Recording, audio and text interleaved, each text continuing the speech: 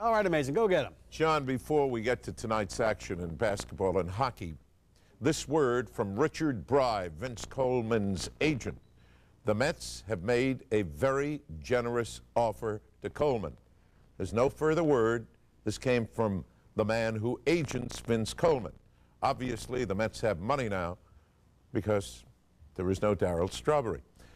Get this, the Red Sox lost Mike Boddicker, one of their best pitchers, to Kansas City. Cincinnati lost Danny Jackson to the Cubs, but the Reds did sign Tom Browning. They re-signed him, actually, to a new contract. Now then, at Garden tonight, a great college doubleheader. The first game pitted Arkansas against Duke, and in this game, Christian Laettner was just tremendous. He had 28 points, and he thoroughly outplayed Oliver Miller, who spent a great deal of time on the bench. The big guy did contribute 10. But Isaiah Morris came off the bench. This is he, with 2 of his 19 points, and Arkansas, a first-rate team, beat Duke 98-88.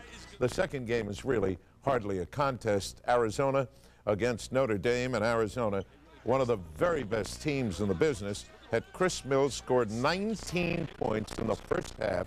They lead 45-27 over Notre Dame at the end of the first half of play. Let's go to pro basketball.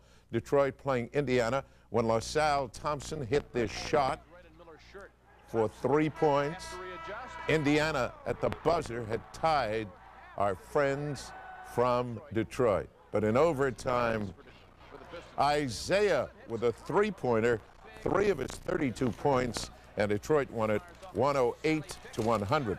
Meantime, Houston, coming off the win against the Knicks last night, was in Boston. Kevin McHale just killed him. He scored 32 points. Hakeem was held to just 19 by Robert Parrish, and the final score, Boston 108 and Houston 95. Sacramento gave Philadelphia a tremendous battle in spite of the fact this is the popular number tonight. Barkley had 32 points, but it was all tied with 0.4 of a second remaining in the game. Rick Mahorn tipped the ball in to give Philadelphia a 101-99 win over Sacramento. You Ranger fans tonight, what a game.